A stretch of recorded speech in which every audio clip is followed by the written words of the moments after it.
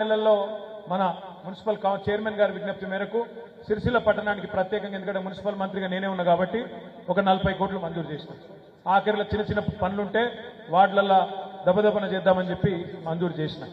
ఈ ప్రభుత్వం వచ్చినాక కాంగ్రెస్ ప్రభుత్వం వచ్చినాక ఎంత కుత్సితమైన బుద్ధి అంటే, ఎంత చిన్న మనసు, ఎంత కురుస బుద్ధి అంటే ఆ 40 కోట్లను కేవలం సిరిసిల్ల కాబట్టే పక్కకు పెట్టేసింది. ఒక సిరిసిల్ల మీద పగబట్టినట్టు అట్లా కార్యక్రమాలు. పోనీ బయట అంతా ఏమైనా ఉద్ధరించినా అంటే కొత్తగా ఎక్కడ ఒక పైసా ఇచ్చింది లేదు. ఏమైందా మరి, ఏం చేసిండ్రు సంవత్సరంలో అంటే ఒకటి మాత్రం చేసింది. 1,40,000 కోట్ల అప్పు మాత్రం చేసింది రేవంత్ రెడ్డి ప్రభుత్వం. 1,40,000 కోట్ల అప్పు చేసిండు.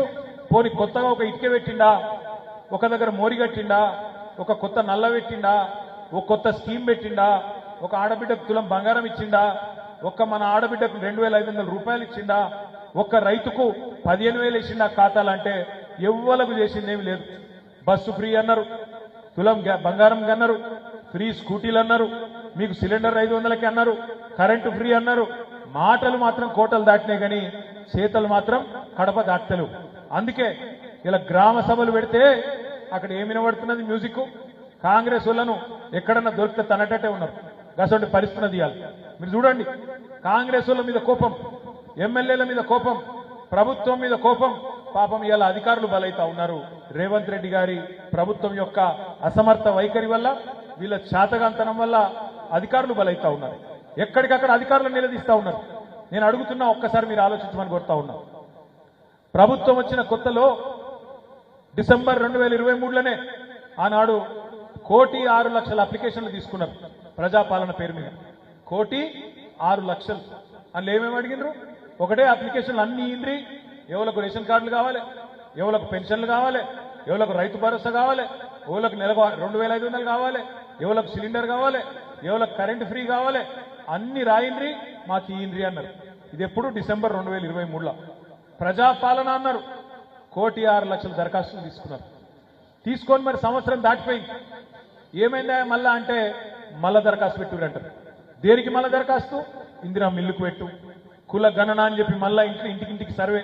ఇలా ఎవడన్నా బతుకుతున్నా ఈ ప్రభుత్వంలో అంటే ఒక జిరాక్స్ షాపులకు మాత్రం గిరాకీ బాగున్నారు. ఏడబడతాడు జిరాక్స్ షాపులలో మాత్రం తీసిందే తీసుడు, ఇచ్చిందే ఇచ్చుడు. ఒక్క పని సంవత్సరం దాటిపోయింది, 14 నెలలు పడ్డది. ఒక్క పని అయిందా? ఏదన్నా ఒకటి డైలాగులు కొట్టినంత అల్కగనా? డైలాగులు ఏమైనా మస్తుగా చెప్పచ్చు. లాగుల తొండలు ఇడుస్తా, మెడల పేగులు వేసుకుంటా, గుడ్లు వీకి గోటీలు ఆడతా, డైలాగులు మాకు కూడా వస్తాయి. కానీ డైలాగులు కొట్టినంత ఈజీ కాదు పని చేస్తుంది. ఇప్పుడు పని చేస్తే ఇప్పుడు తెలుస్తుంది మోస్టోన్కి ఎంత కష్టం ఉంటుందో, ఒక ప్రభుత్వాన్ని నడుపుడంటే ఎంత కష్టమో ఇప్పుడు తెలుస్తుంది రేవంత్ రెడ్డికి, కాంగ్రెస్ పార్టీ వాళ్ళకి. నేను కాంగ్రెస్ పార్టీ నాయకులను నేను ఒకటే కోరుతా ఉన్నా, ఇంకా ఎలక్షన్లు 4 ఏళ్ళు ఉన్నాయి, ఇంకా 4 ఏళ్ళు ఉన్నాయి అసెంబ్లీ ఎన్నికలు. తొందర ఏం లేదు, పని చేయండి, పని మీద దృష్టి పెట్టురు. ఇప్పటికన్నా కొద్దిగా ఒళ్ళు వంచుర్రి. ఎంతసేపు కేసులు ఎట్లా పెట్టాలి, ఎవరిని జైలుకి ఎట్టు పంపాలి, ఎవరిని ఏం చేయాలి, ఇదే చిల్లర ఆలోచన తప్ప ప్రజలకు మంచి చేసే ఆలోచన లేదు. ప్రజలకు ఇచ్చిన హామీలు నిలబెట్టుకునే సోయి అంతకంటే కూడా లేదు. దృష్టి దాని మీద పెట్టుర్రి.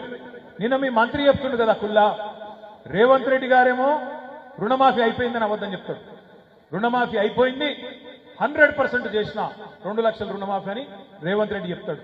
నిన్న వాళ్ళ మంత్రి గారు, ఆయన సహచరుడు, సీనియర్ నాయకుడు దామోదర్ రాజనరసింహ గారు చెప్తున్నారు. ఏం చెప్పిండు? కాలే రుణమాఫీ.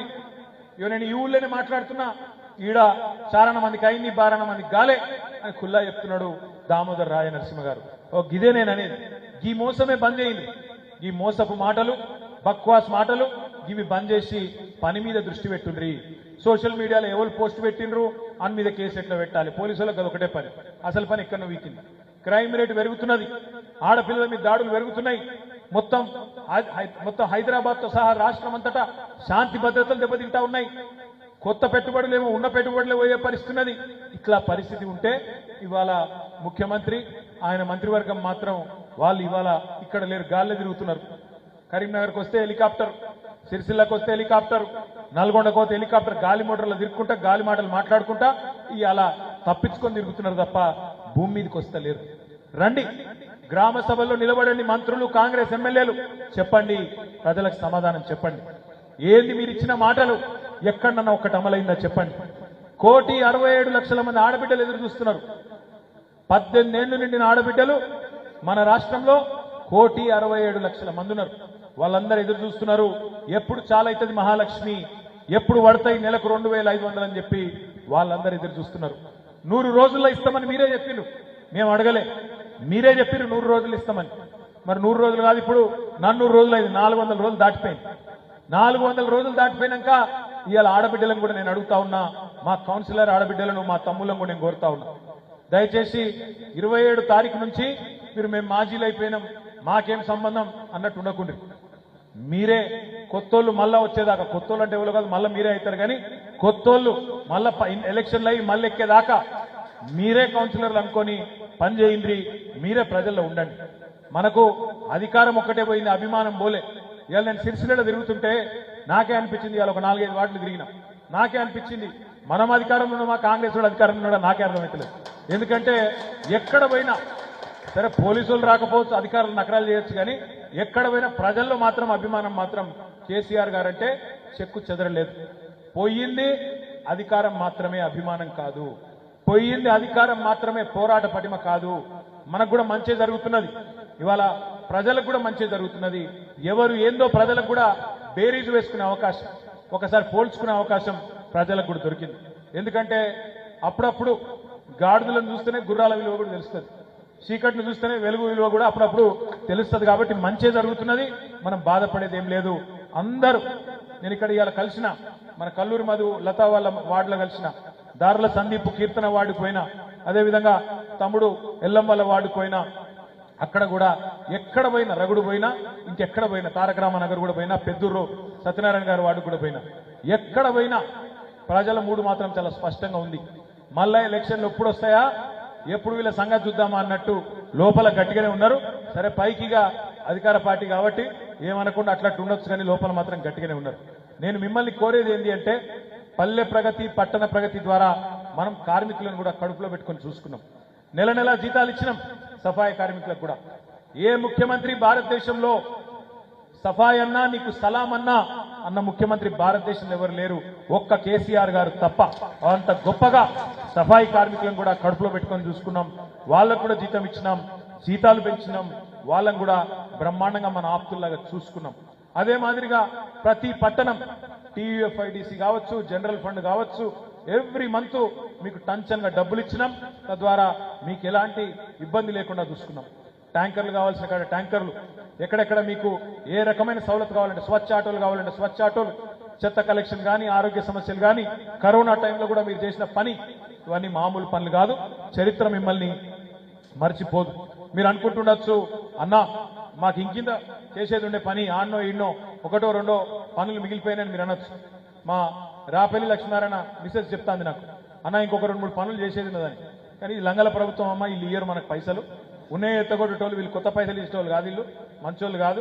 మళ్ళా మన ప్రభుత్వం వస్తుంది, తప్పకుండా వచ్చిన తర్వాత కేసీఆర్ గారు ముఖ్యమంత్రి అవుతారు. ముమ్మాటికి మళ్ళీ గతంలో చేసుకున్న దానికంటే 4 రెట్లు ఎక్కువ పని చేసుకుందాం. అప్పటిదాకా కొద్దిగా ఓపికగా ఉండమని చెప్పి మన వాళ్ళకు కూడా సంజాయించుకోవాలి. ఈ లోపల మనం మాత్రం ప్రజలకు అందుబాటులో ఉందాం, కలిసిమెలిసి ప్రజలతో పాటు నడుద్దాం. అధికారం పోయినా, రేపు మీరు పదవిలో దిగిపోయినా ప్రజలు వచ్చుడు బంద్ కాదు. మీరే కౌన్సిలర్ అంటారు, మీ కాడికే వస్తారు. చైర్మన్ మేడం అంటారు, కౌన్సిలర్ మేడం అంటారు, మీ కాడికే వస్తారు. మీరు విసుకోవద్దు, అరే నాది లేదా, నాది అయిపోయింది అనద్దు. మంచి కూర్చోబెట్టాలి, ముచ్చట పెట్టాలి, చెప్పాలి. ఏఈకి ఫోన్ చేయాలి, డీకి ఫోన్ చేయాలి, శానిటరీ ఇన్స్పెక్టర్కి ఫోన్ చేయాలి, ఏమైనా ఎప్పుడు వస్తున్నావు అనాలి. తప్పకుండా పని చేసి పెట్టాలి.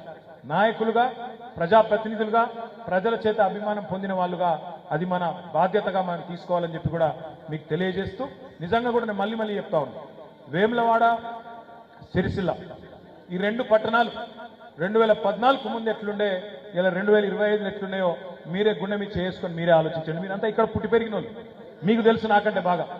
ఈ రోజు ఎట్లున్నాయి, ఆ రోజు ఎట్లుండే యాద్ చేసుకోండి, ప్రజలకు కూడా యాద్ చేయండి. తప్పకుండా ఈ 10 ఏళ్లలో జరిగిన పనే మన పనితనానికి గీటురాయి అనే మాట ఖచ్చితంగా చెప్పండి. తిరిగి ప్రజాభిమానం పొంది ఈ 2 పట్టణాలే కాదు, రాష్ట్రం అంతటా కూడా మళ్ళీ మన వాళ్ళందరూ బ్రహ్మాండమైన మెజారిటీతో తిరిగి గెలిచి రావాలని మనస్ఫూర్తిగా ఆకాంక్షిస్తూ, మరి ఈరోజు పెద్ద ఎత్తున తరలి వచ్చిన మా ఆడబిడ్డలకు, అన్నదమ్ములందరికీ కూడా హృదయపూర్వకంగా పేరు పేరున నమస్కారాలు తెలియజేస్తూ, జై తెలంగాణ, జై కేసీఆర్. Thank you. నాయి బ్రాహ్మణ సంఘం ఆధ్వర్యంలో రామప్ప జాతర పోస్టర్ ఆవిష్కరణ చేయవలసిందిగా కోరుతా ఉన్నాం.